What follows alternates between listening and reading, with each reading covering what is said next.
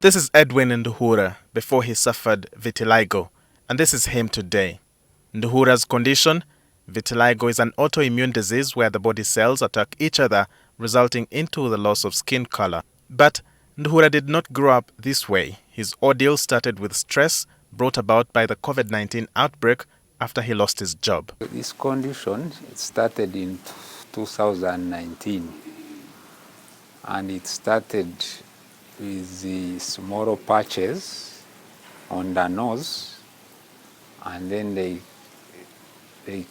kept spreading, but I didn't know that it would spread a lot. So I went to the doctor, and the doctor says, this one could be ringworms or whatever. She gave me some cream to apply on it. But after that, I could not see any change. And it started now spreading the whole body. He says none of his relatives suffers from the condition. Nduhura tried to find medication in vain. I was perturbed because my skin, I never used to apply any jelly or what. I had very natural skin.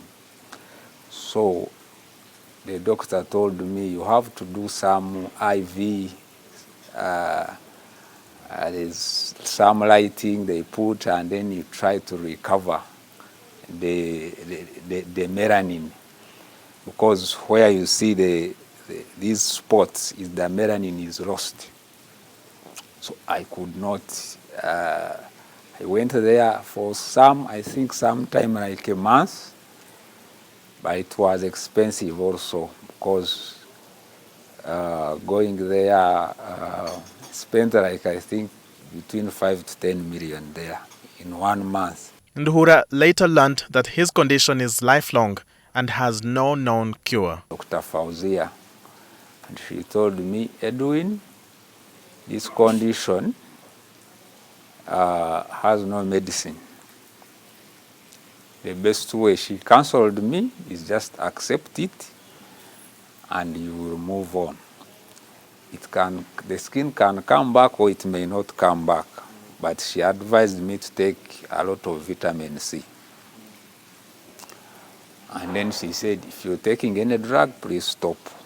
To not, all the head actually was white. Acceptance was a hard nut to crack, but when he got over it, he now has to deal with the societal biases. I could not face people because of my condition. I could not meet anyone because I never wanted to meet anyone to ask me what happened to your skin. I never wanted those questions. But in the midst of her talking, she said, what triggers this is stress. Try to avoid stress. Like the national ID, I got it before I got the skin. So sometimes when you go to the bank or where they have to see, is it you? Until you explain to them or use a thumbprint.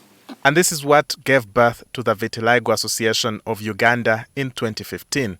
The executive director, Eva Atukunda, says they want to create a safe environment for anyone affected by the autoimmune condition. We want it to be gone and gone, but I know that even when it's gone, now it's going to come back. So we always have the drugs. But what I do, because I don't like public opinions a lot about my look, how I look. It's common in Uganda. When you move, especially downtown, you at least every 10 steps you take, you have someone recommending something, someone recommending a pasta, a witch doctor, like some herb, some stem cell, like different things. Everyone knows the cure for vitiligo. So there are always those many things that sometimes they can be tiring and emotionally draining. I mean, I would be very comfortable walking like, you know, with nothing on my face. But when you think about all the stress of people pulling you here and there, recommending this and this. So I use makeup. The association has since conducted a survey to establish the kind of life people living with vitiligo are living. We find someone only has to go to the garden up to maybe like 9. When the sun comes, they go back home. So that person's productivity is very low. So most of them are actually doing badly financially. And another thing is like children. When they go to school, they are bullied. When you get it when you're at school, especially, you're bullied. They call you names, very hurtful names. So you find most of the kids just hate going to school. So they end up dropping out of school, which is not good. Actually, there is what we do in those cases, we go to the schools and sensitize the school, their fellow pupils, so that when the child comes back to school, at least they are not isolated, stigmatized, and all that. Then another thing we're trying to find out is how much information do these people have, like the communities, how much information do they have about vitiligo?